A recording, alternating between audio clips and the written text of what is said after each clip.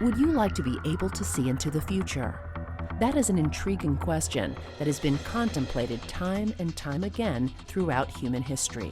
Famous stories from the Oracle of Delphi all the way to the hysteria around the Mayan calendar in modern times have in some way dealt with the idea of humans seeing into the future. This idea has shaped popular culture and our science fiction with that one tantalizing idea of what if. In the real world, the answer to the question of can we see into the future has been answered with a resounding no. In our ever-evolving society, the trend today is to look toward the future by relying on predictive modeling to best predict the probability of an outcome. But we all know that even these well-thought-out predictions based on data often turn out to be not so predictable. Although it's clear that future events remain virtually unknowable, there is one group within NASA that comes as close as you can to seeing into the future. Throughout NASA's field centers, members of the Fixed Wing Project team are peering into the future every day and coming up with concepts that they believe will be on the next generation of aircraft. Because it takes years to plan and develop these concepts, the hardware and theories that are being tested today will be key components that enable the next generation of aircraft to take flight. On this episode of NASA X, follow us around the country as we visit members of the Fundamental Aeronautics Program's Fixed Wing Project, who are developing the framework that will shape how aircraft of the future will fly. Take a look behind the gates of NASA to see what some of these new ideas look like and how the engineers of NASA are paving the way for the ideas that will change the future of flight. To the untrained eye, most of the aircraft of today look very similar. This is because over the past century of flight, aeronautical engineers have worked hard to optimize passenger aircraft to the point where they are as efficient and safe as possible. As a result, the basic tube and wing shape has been configured and examined from every possible angle, making it the most efficient design possible today. Although aircraft have looked basically the same over the past few decades, if you look closely, you can see some of the major design changes. Wings that were once swept back more dramatically now are less so because of advances in aerodynamic shaping. Engines that spewed emissions by the ton are now much more efficient. Materials that were once so heavy that they significantly weighed down a craft are now much lighter and stronger. With all this improvement and efficiency, it is fair to ask if there is anything else that can be done to make flight even better. The answer is of course yes. Behind the gates of NASA, there are scores of researchers who know that we can still make aircraft better because they are working toward these long-term goals every day. Some of these researchers from the Fixed Wing Project are working on so-called N+3 configurations and goals. In mathematical terms, the letter N is where you start now. N+1 is the next step. N+2 is just beyond that, and so on. Here in the Fixed Wing Project, N+3 equates to aircraft that will be flying in around the 2030-2035 timeframe. For this team, everything is on the table, including engines, fuels, wings, and fuselage shapes. Well, we need to remember the first A in NASA is aeronautics. So it's a National Aeronautics and Space Administration. Aeronautics is the field of research for airplanes. The airplanes that will fly today were researched and experimented within NASA many years ago. So we're trying to continue that tradition, that important work that we have done for the nation and the world for 20, 30 years from now. Fixed Wing is a NASA research program in which we are doing activities to try to improve the airplanes that we're going to be flying in the future. We're trying to make them less noisy. We're trying to make them better for the environment. We're trying to make them in a fashion that they will use less fuel. The research we're doing is important because air travel it's such an important part of your life. People travel, even if you don't travel, cargo gets carried every single day. You use something every single day that gets carried by an aircraft. part of our way of life these days, and it often gets taken for granted. There are challenges though, so we are focused on exploring and developing technologies and concepts to improve the energy efficiency and environmental compatibility of transport aircraft. With this mandate to significantly lower noise and emissions and increase performance for subsonic aircraft, there will be a need to address virtually every aspect of the current aircraft configuration, including developing new materials and engines, testing alternative fuels, and even changing the fundamental shape of the aircraft. All across the country, fixed-wing researchers are doing just that. Major advancements are being made into the understanding of how future aircraft will fly. Because there are so many areas of study, let's first look at something that has the potential to be used today as well as in the 2030 timeframe: alternative fuels. On this beautiful morning at NASA Dryden in California's high desert, a test called ACCESS, or the Alternative Fuel Effects on Contrails and Cruise Emissions test, was performed to study the effects of alternate biofuel on engine performance, emissions, and aircraft-generated contrails at altitude. For this test, 2 aircraft were flown in tandem. The first is NASA's DC-8, which will be burning an alternative fuel. The second aircraft is NASA's Falcon that will fly directly behind the DC-8 to measure and characterize the emissions coming out of the engines from the alternative fuel.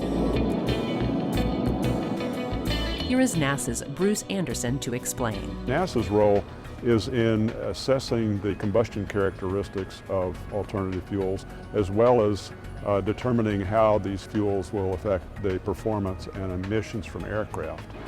To understand how aircraft affect the climate, we need to make measurements at cruise altitudes.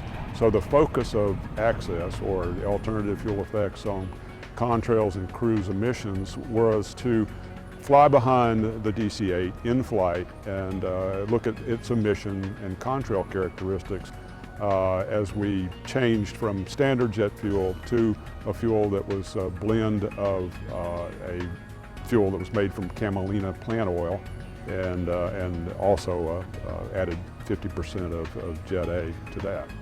There are some other groups out there. Tyson Foods is making a biodiesel and biojet fuel from chicken fat that they sweep up on their processing plant floors. So there's a number of different ways of making these alternative fuels. All of them result in a fairly clean kerosene that doesn't have nearly the contaminants in it that the fuels from refineries do.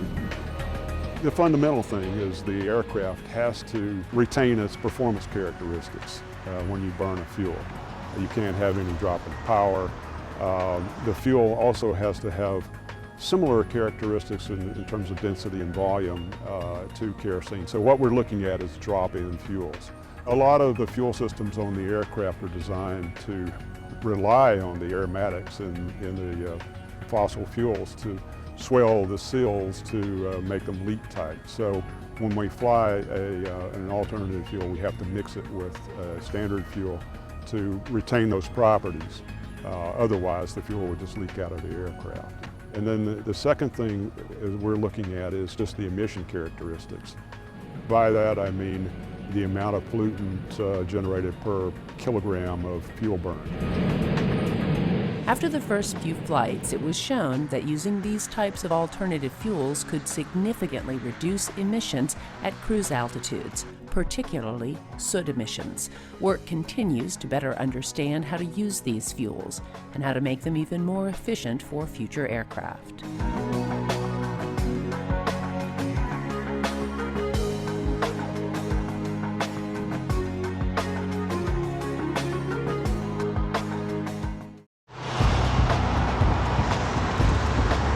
Other than alternative fuels, there are some other ideas out there for finding more efficient ways to power aircraft. If we look on our roads today, many of the cars that are now being driven run on a combination of fuel and electricity. The idea that aircraft could do this seemed far-fetched only a few short years ago, but today, this idea is gaining traction. There are several ideas on how to do this, so let's take a look at a few. Here, a team is looking over a new Boeing aircraft design called SugarVolt. This unique design has several interesting changes, like the truss-braced wings that have the potential to reduce the drag of the wings by making them longer and thinner. Because thin, long wings have the tendency to flex more, designers have included a clever, efficient truss structure to support them. This design has the potential to reduce drag and weight, thereby making the craft more efficient to operate. At first glance, those unique structural changes may look like the biggest game changer for this type of aircraft, but the Sugar concept holds another surprise as well. In the case of the Sugar concept, what's less obvious to the eye when you see it is that it has an unconventional propulsion system. It's a hybrid gas-electric concept that's closer to what you see in a Prius. It has batteries and a gas turbine engine technology. It requires advances to battery technology, but those are happening throughout the world independent of the aerospace industry, and we're trying to leverage that. We do it on cars, we should be able to do it on airplanes eventually. The challenge is to take those batteries and have enough energy or power content and have them be lightweight. Where we are today, I think, is we're at the dawn of the age where we can start to see electric propulsion or hybrid electric propulsion. And you'll see it on smaller aircraft first before you see it on the large commercial transports. But that's what we're working towards. It's good for cleanliness, it's good for noise, it's good for energy efficiency. Has its challenges. That's why we're working on it, and that's why it's not being done today. The idea behind this vehicle is to have its twin engines burn fuel when great power is needed, like at takeoff. But when the craft is in a cruise configuration, a switch can be made over to a battery electric mode to supplement or even replace power to the engines. If successful, this could reduce the amount of fuel burn by up to 70%. Another concept called turbo-electric propulsion is being studied here at the NASA Glenn Research Center. Here is NASA's Jerry Brown to explain. There's not been electric airplanes except in very small size. And the reason is that electric motors and generators tend to be too heavy for flight. We're hoping to change that, and we're hoping to get a benefit from saving a whole lot of fuel in the process. The type of electric propulsion that we're talking about today is turbo-electric propulsion. We're going to keep the turbine engine because it's really good as far as a lot of power in a small power plant. And then we're going to use its power to drive a generator, send electricity to motors that drive fans that do the propulsion. This concept will look very different from vehicles of today as well. Potential designs include 2 large turbine engines on the wingtips that will drive 2 large generators inside the body. The generators will in turn power a number of fans, providing the propulsion the aircraft needs to fly. What we want to do here is we want to be able to break the turbine engine from the fan, and that gives the aircraft designer a lot of freedom. If he can move the turbine engine somewhere else in the airplane, that may itself have advantages. The engine and the fans don't have to turn at the same speed. You don't even have to have the same number of fans. And that's what we're really looking for, is we want to have an array of a whole bunch of fans, maybe 15 of them, say, and just 2 engines. You like to keep just 2 big engines because the big engine is much more efficient. This idea is intriguing, but big changes need to be made to make it viable. One major challenge is the need to reduce the size of the generators, because the generators of today are way too big to fit on an aircraft. One idea that the NASA team is looking at is a way to remove the current type of copper windings in the generator and replace it with superconducting material. This change would allow the generators to shrink, making them viable to fit on future aircraft.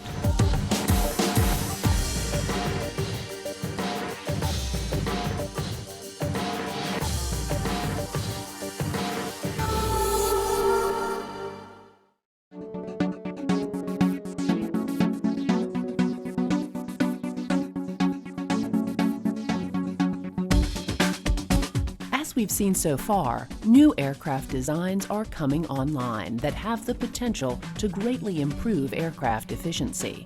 Another of these revolutionary designs has come out of a joint MIT and NASA study.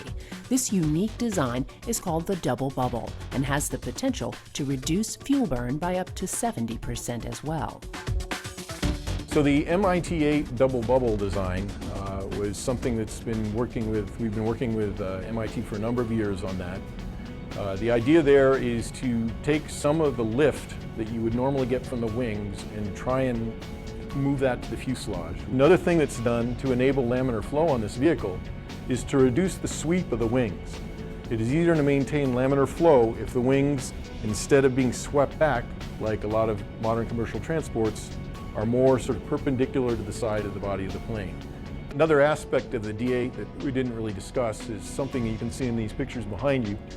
You can see the picture on the right, which comes from CFD. The engines are what we call in the potted configuration. They're potted separately off to the side. The idea is we hope to get an airstream that's relatively untainted by what's happening over the airplane, a fresh airstream to go into that engine and create our propulsion. The image in the middle, on the other hand, the engines have been moved to inside that pie tail configuration. And by doing that, we actually get some benefits. If you can use the engines to refill that area of dead air behind the plane, you have a chance at being more efficient in terms of propulsion for that vehicle given a certain amount of fuel.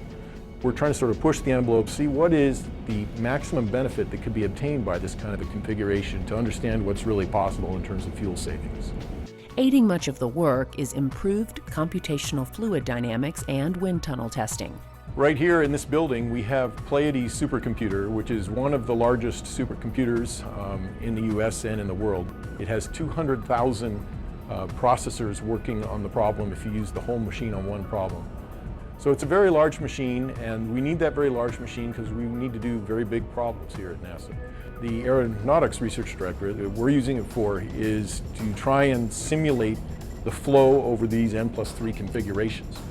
So in order to capture all the detail you'd see on a vehicle like this, including what's going on inside the combustors of the engines and things like that, you need to have a lot of grid points to resolve all the fluid motion inside those engines, over the airplane, and having that many grid points to resolve all that physics in 3 dimensions creates very large computational grids that require very big machines to advance the equations that govern the fluid motion and get these CFD, computational fluid dynamics solutions that we use to make our assessments.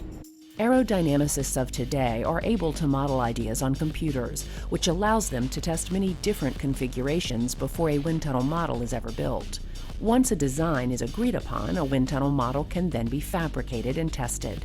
This process was used for the double bubble as well, but the wind tunnel test showed surprising results. The good news is that we've just completed the first test of this configuration in the Langley 14x22 wind tunnel at NASA Langley, and it showed even a greater reduction or a more fuel efficiency benefit to this technology than we had predicted on paper with our low-OR models. So we're trying to digest the experimental data that show this nice benefit in fuel efficiency from this configuration. At the same time, we're also using the supercomputer here at NASA Ames, the Pleiades supercomputer, to do computational fluid dynamics CFD runs of these same configurations and see if we can confirm that benefit on the computational side as well.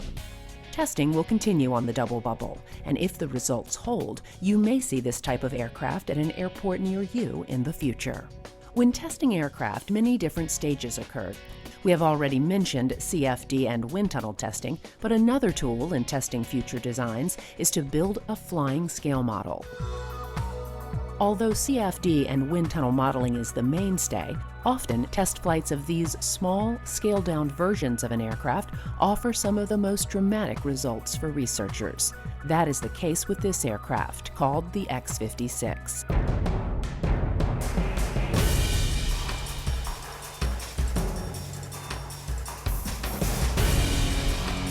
This aircraft is being used as a test bed to understand how different wing configurations work and how a unique idea called active control may be used in the future.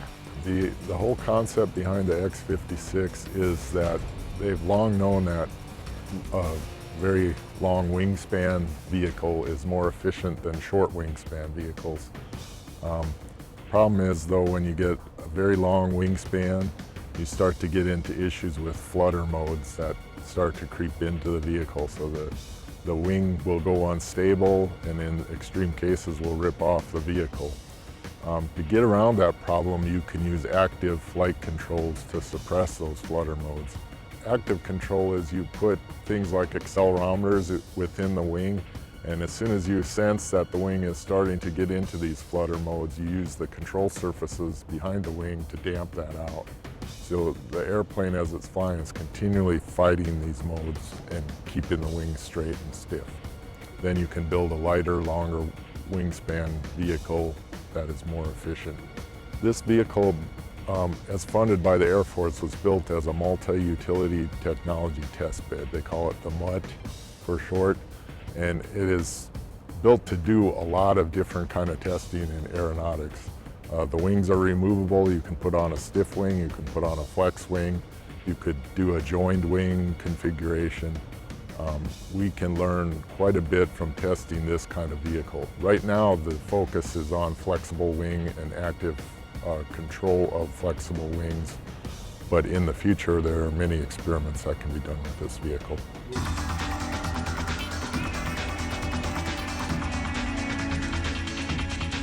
The research on the control of lightweight, flexible wings being performed today on the X-56 is key to enabling the long, thin, low-drag, and low-weight wings of tomorrow's N+3 configurations.